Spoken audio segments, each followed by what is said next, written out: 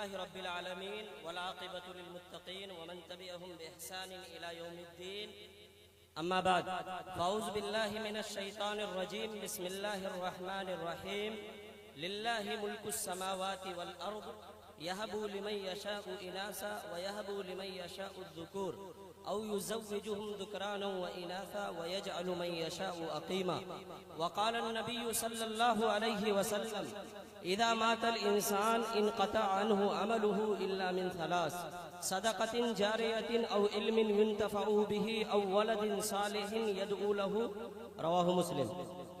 Stage پر جلوہ افروز معزز لائق احترام علماء اسلام، بزرگان دین، نوجوانان اسلام، خواتین امت اور عزیز طلبہ و طالبات، خطبہ مسنونہ کے بعد قرآن مقدس کی ایک آیت کریمہ اور رسول کائنات صلی اللہ علیہ وسلم کی ایک مشہور اور پیاری حدیث پیش کی گئی.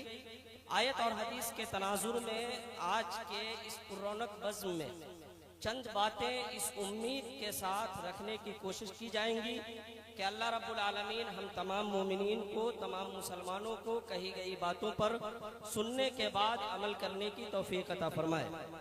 ذمہ داران پروگرام کی طرف سے خاکسار کو جو موضوع دیا گیا تھا، اس موضوع کا عنوان تھا تربیت اولاد میں رسول کائنات صلی اللہ علیہ وسلم کی رہنمائیاں.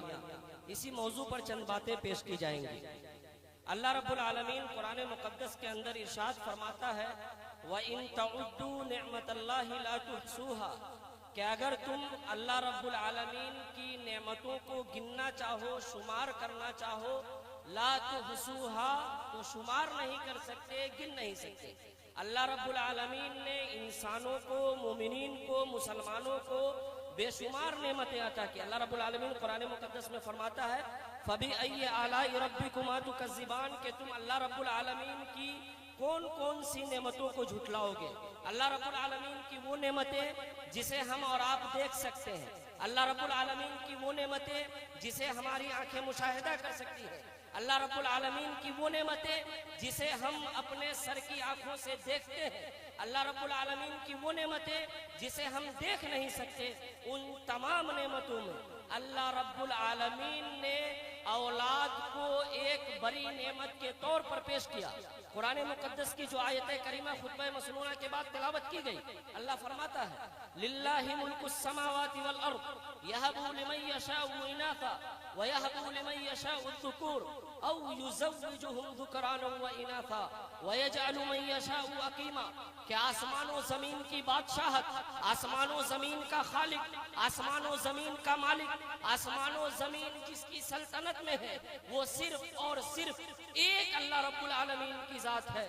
یہب لمن یشاء اناثا، اللہ رب العالمین جسے چاہتا ہے بیٹیوں کی نعمت سے سرفراز کرتا ہے. وَيَهَبُ لِمَن يَشَاءُ الذُّكُورَ، اللہ رب العالمین جسے چاہتا ہے بیٹا عطا کرتا ہے. وَيَجْعَلُ مَن يَشَاءُ أَوْ يُزَوِّجُهُمْ ذُكْرَانًا وَإِنَاثًا، اور اللہ رب العالمین جسے چاہتا ہے بیٹا اور بیٹی دونوں کی نعمتوں سے سرفراز کرتا ہے.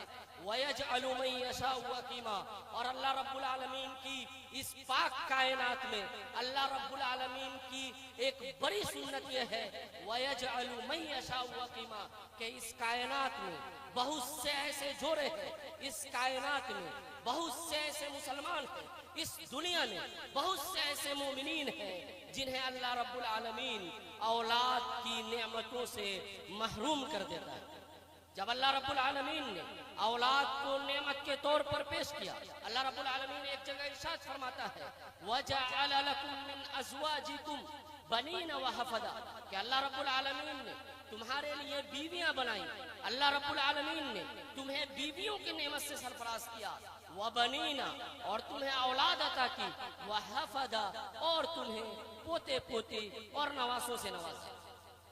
اس لیے اللہ رب العالمین نے اولاد کو اگر نعمت کہا ہے، اللہ رب العالمین نے اولاد کو بڑے طور پہ جب پیش کیا ہے، تو ایک مومنین کی، ایک مسلمان کی، اللہ اور اس کے رسول پر ایمان لانے والے نوجوانوں کی، ماؤں کی، بہنوں کی ذمہ داری ہے کہ ان کی گود میں جو بچہ تربیت پا رہا ہے، ان کی گود میں جو بچہ پرورش پا رہا ہے ان کی اسلامی طریقے پر رسول کائنات صلی اللہ علیہ وسلم کے فرمان کے مطابق تربیت کی جائے.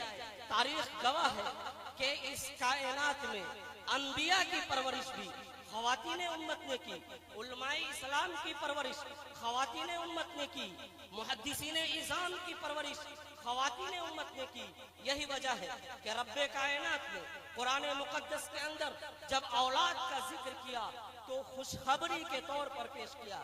جیسا کہ ابراہیم علیہ السلام نے جب اللہ رب العالمین سے دعا کی رب ہب لی من الصالحین، اے اللہ اولاد دینا تو نیک دینا. آیت کریمہ مومنین سے، مسلمانوں سے، ماؤں سے، بہنوں سے یہ گزارش کرتی ہے کہ شادی کے بعد اللہ کے سامنے جب آپ اپنے ہاتھ کو اٹھائیں، اللہ سے جب اولاد مانگیں تو مطلق اولاد نہ مانگے. آج مسلمانوں کی ایک بڑی جماعت یہ انبیاء کی جو سنت ہے اسے بھول چکی ہے.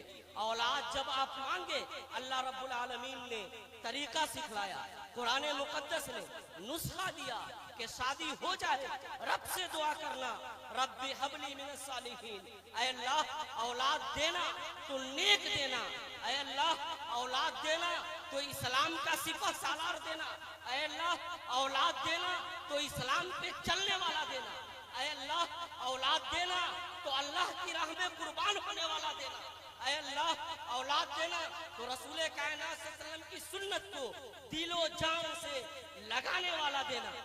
آج معاشرے کا جائزہ لیجئے، دیکھیے ہم اولاد کے معاملے میں شادی ہوئے 2 سال 4 سال گزر جائے، اگر اولاد نہ ہو کہہ لینے دیجئے ہمیں پتہ نہیں ہم کن کن درباروں کا چکر لگاتے ہیں.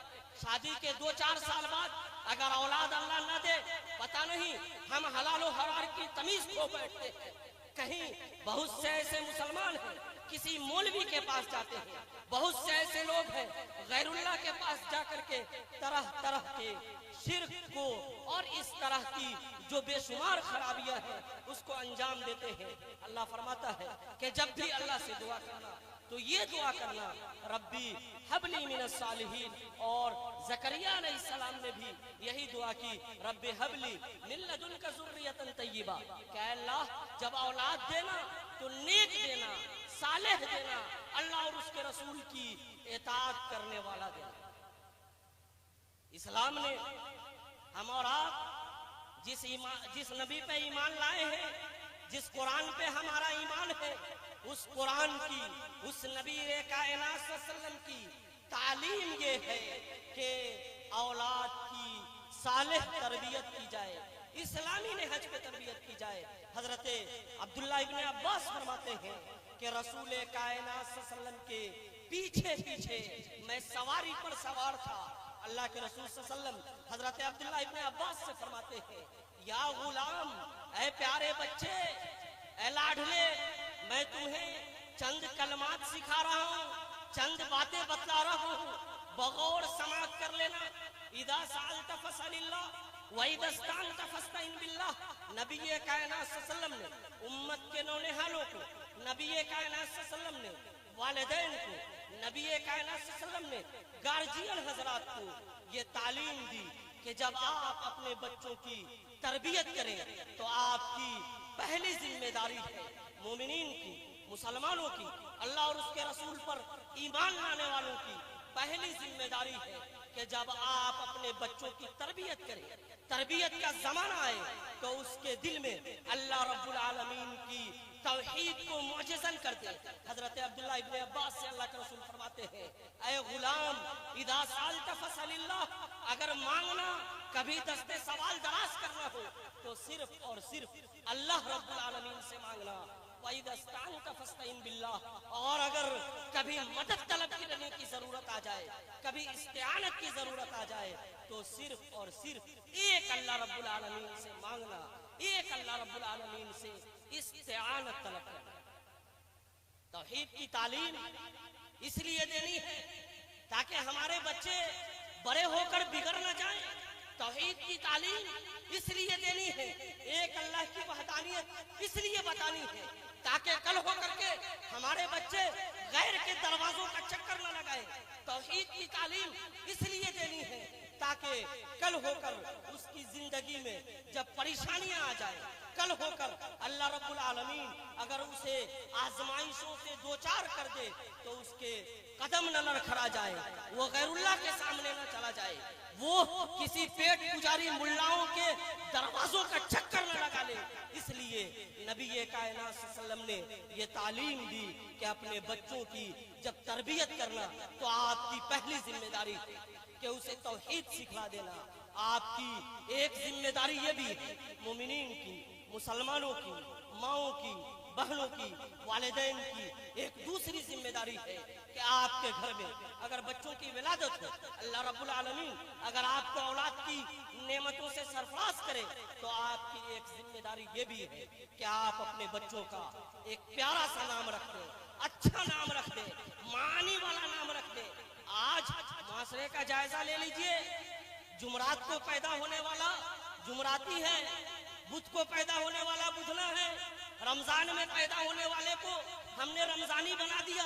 نبی کائنات صلی اللہ علیہ وسلم فرماتے ہیں کہ آپ اپنے بچوں کا پیارا سا نام رکھیں، اور اگر پیارا نام رکھ دیا جائے تو معاشرے کے ایک ایک شخص کی ذمہ داری ہے کہ انہیں اس پیارے نام سے پکارے. پیارے نام جو اس کا رکھا گیا ہے اس کو بگاڑنے کی، اس کو خراب کرنے کی کوشش نہ کی جائے. آپ کی ایک ذمہ داری یہ بھی ہے کہ آپ اپنے بچوں کے سامنے جھوٹ نہ بولیں. والدین غور سے سنیں، ہماری مائیں ہیں، بہنیں ہیں. نیپولین نے کہا تھا کہ تم مجھے ایک اچھی ماں دو، میں تجھے ایک اچھی قوم دوں گا. اور عربی شاعر نے ایک ماں کی گود کو مکمل مدرسہ کہا ہے. اس لیے ماں کی ذمہ داری زیادہ بڑھ جاتی ہے. آپ کی ایک ذمہ داری یہ بھی ہے کہ آپ اپنے بچوں کی جب تربیت کریں تو آپ اپنے بچوں کے سامنے جھوٹ نہ بولیں، جھوٹ کا سہارا نہ لیں. جیسا کہ حضرت عبداللہ ابن عامر کہتے ہیں کہ میں رسول کائنات صلی اللہ علیہ وسلم کے ساتھ تھا، میری والدہ نے مجھے بلایا کہ آؤ ادھر، میں تجھے کوئی چیز دیتی ہوں. اور اللہ کے رسول اکرم صلی اللہ علیہ وسلم نے ان کی والدہ عبداللہ بن عامر کی والدہ سے پوچھا کہ کیا تم صحیح میں اسے کوئی چیز دو گی؟ تو ان کی والدہ نے کہا کہ ہاں، میں نے ان کے لیے کچھ چیزیں رکھی ہے، میں اسے دوں گی. اللہ کے رسول فرماتے ہیں اما انک لو لم تؤتیہ شیئا کتبت علیک کذبۃ، کہ اگر تم نے اسے کوئی چیز نہ دینے کا ارادہ کیا ہوتا، یوں ہی بلایا ہوتا، تو تمہارے اوپر جھوٹ لکھ دیا جاتا. افسوس کے ساتھ کہنا پڑ رہا ہے کہ ہمارے والدین، ہمارے گارجین حضرات اپنے بچوں کے سامنے جھوٹ بولتے ہیں، اپنے بچوں کو جھوٹ بول کر کے یہ سکھلاتے ہیں کہ تم بھی معاشرے میں جینا تو جھوٹ بولنا، جھوٹ کے بغیر تم ایک قدم آگے نہیں چل سکتے. آپ کی ذمہ داری ہے کہ آپ اپنے بچوں کی تربیت سچ پہ کریں. والدین کی، گارجین کی میں پوری ذمہ داری کے ساتھ یہ بات کہہ رہا ہوں کہ والدین کی، گارجین کی، معاشرے کے ایک ایک افراد کی ذمہ داری ہے کہ آپ اپنے نونہالان کی، آپ اپنے بچوں کی، آپ اپنے اولادوں کی اگر تربیت کرنے کی ذمہ داری اللہ رب العالمین نے آپ کو دی ہے تو آپ کی ذمہ داری ہے کہ آپ اپنے بچوں کے سامنے نازیبا کلمات نہ کہیں، گالی گلوچ کا استعمال نہ کریں. آج معاشرے میں بچے اس معاشرے میں پرورش پا رہے ہیں، بچوں کی تربیت اس سماج میں ہو رہی ہے. بچہ آنکھ کھولنے کے بعد معاشرے کے لوگوں کو، خاندان کے لوگوں کو، پریوار کے لوگوں کو، پاس پڑوس کے لوگوں کو گالی گلوچ کرتے ہوئے دیکھتا ہے. بچہ وہی سیکھتا ہے جو دیکھتا ہے. اس لیے آپ کی ذمہ داری ہے کہ آپ اپنے بچوں کے سامنے ان کی تربیت کریں تو اسلامی نہج پہ چلیں. آپ کی یہ بھی ذمہ داری ہے کہ آپ کی نگاہ ہو کہ آپ کے بچے کن کے ساتھ اٹھتے ہیں، آپ کے بچوں کی دوستی کن لوگوں کے ساتھ ہے. آپ کے بچے رات کے 11 بجے تک اگر باہر رکھتے ہیں تو وہ کہاں رکھتے ہیں. آپ کے بچے دن میں 2 بجے اگر موٹر سائیکل لے کر نکلتے ہیں تو والدین کی، گارجین کی میں پوری ذمہ داری کے ساتھ یہ بات کہہ رہا ہوں کہ والدین کی ذمہ داری ہے کہ ان کی نگاہ ان کی اولاد پر ہو۔ اللہ کے رسول فرماتے ہیں کلکم رائن وکلکم مسئول عن رعیتہ، کہ تم میں کا ہر شخص نگہبان ہے اور ایک ایک شخص سے اس کی نگہبانی کے بارے میں، اس کی ذمہ داری کے بارے میں اللہ رب العالمین نے اس پہ جو ذمہ داری عائد کی ہے، بروز قیامت اس ذمہ داری کے بارے میں سوال کیا جائے گا۔ میں اپنی ماؤں سے، اپنی بہنوں سے، امت کی بیٹیوں سے، امت کی شہزادیوں سے یہ گزارش کرنا چاہوں گا کہ آپ کے کندھے پر ایک بڑی ذمہ داری ہے، چونکہ جو باپ ہوتا ہے وہ رزق و معاش کی تلاش میں گھر سے باہر ہوتا ہے، وہ بچوں کو دیکھ نہیں سکتا، بچوں کی پرورش نہیں کر سکتا، اس لیے آپ کی ذمہ داری زیادہ بڑھ جاتی ہے۔ سیدنا ابراہیم علیہ السلام کی تربیت ان کی والدہ نے کی، اسماعیل کی تربیت ان کی والدہ نے کی، رسول کائنات صلی اللہ علیہ وسلم کی تربیت ان کی والدہ نے کی۔ امام احمد بن حنبل امام اہل سنہ والجماعت فرماتے ہیں کہ میں 10 سال کا تھا، صرف اور صرف میری مائیں بہنیں غور سے سنیں، امام احمد بن حنبل فرماتے ہیں کہ میں 10 سال کا تھا، صبح کے وقت فجر سے پہلے میری ماں جگتی تھی، اگر ٹھنڈی کا موسم ہوتا میرے لیے پانی گرم کرتی، مجھے غسل کراتی، مجھے کپڑا پہناتی اور مسجد تک جا کر کے چھوڑتی تھی تاکہ میں قرآن کی تعلیم حاصل کر سکوں۔ امام بخاری رحمت اللہ علیہ کو کون نہیں جانتا؟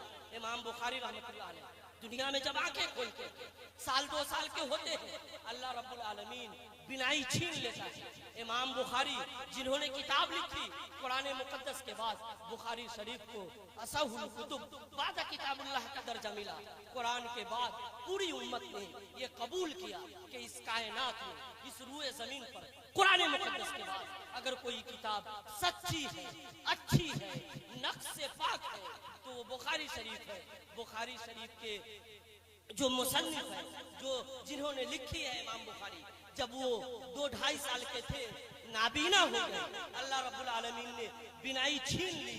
ان کی والدہ نیک تھی، ان کی والدہ اللہ رب العالمین سے لو لگانے والی تھی، ان کی والدہ نماز چھوڑنے والی نہیں تھی، ان کی والدہ جھوٹ بولنے والی نہیں تھی، ان کی والدہ گالی گلوچ کرنے والی نہیں تھی، اللہ کے سامنے دعا کرتی تھی کہ اللہ اگر میرے بیٹے کی بینائی لوٹائی، اے اللہ اگر تو نے میرے بیٹے کو پھر سے آنکھ کی نعمت سے سرفراز کر دیا تو میں اپنے بیٹے کو تیرے نبی کے حدیث کی حفاظت کے لیے، تیرے نبی کے حدیث کی خدمت کے لیے وقف کر دوں گی۔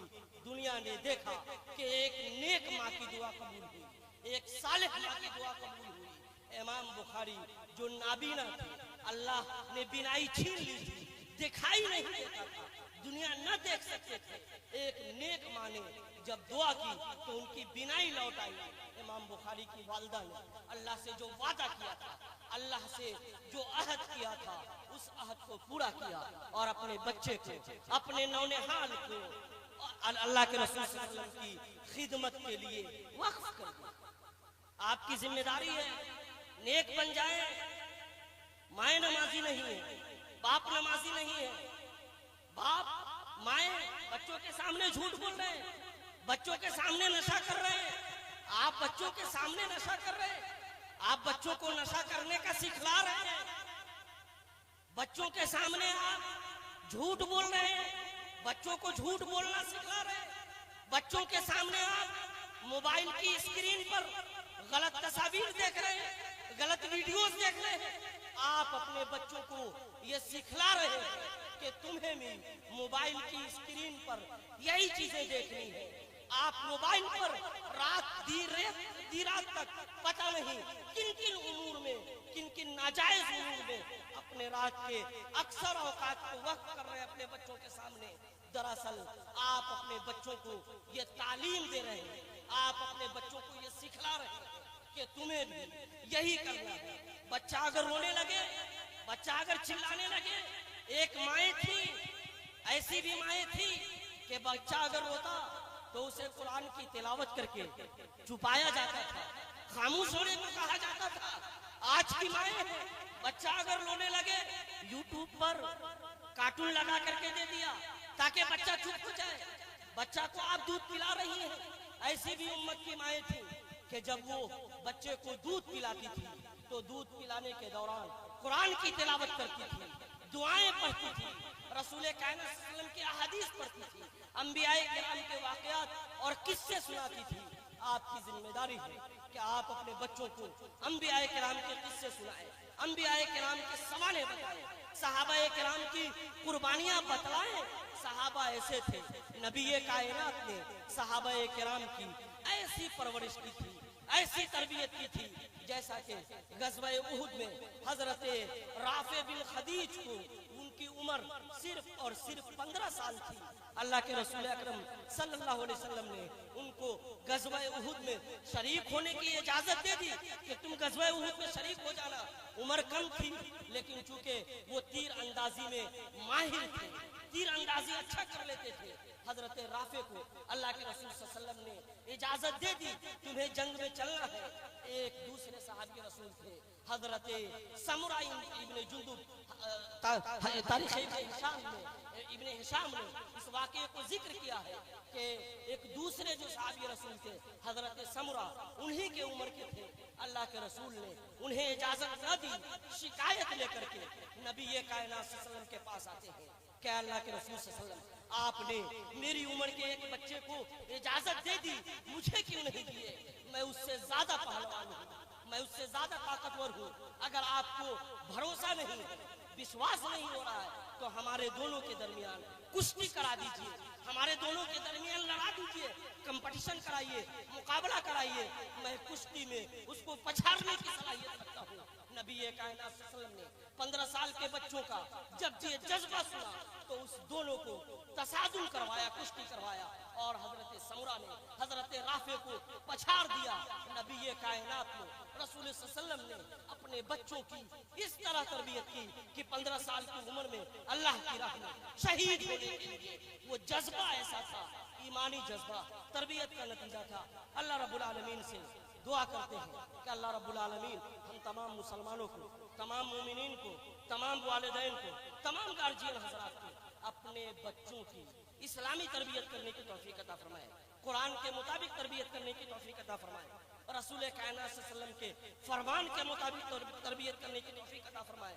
ہماری ماؤں کو، ہماری بہنوں کو، خواتین امت کو اللہ رب العالمین یہ توفیق دے کہ وہ اپنے بچوں کی تربیت اس طرح سے کر سکے جس طرح سے انبیاء کے والدہ نے اپنے بچوں کی تربیت کی، جس طرح سے محدثین کے والدہ نے اپنے بچوں کی تربیت کی۔ اللہ رب العالمین ہماری باتوں میں تاثیر پیدا فرما دے۔ ہم نے جو باتیں کہی ہیں اگر وہ حق ہے تو اللہ رب العالمین ہم تمام لوگوں کو کہی گئی باتوں پر عمل کرنے کی توفیق عطا فرمائے۔ اقول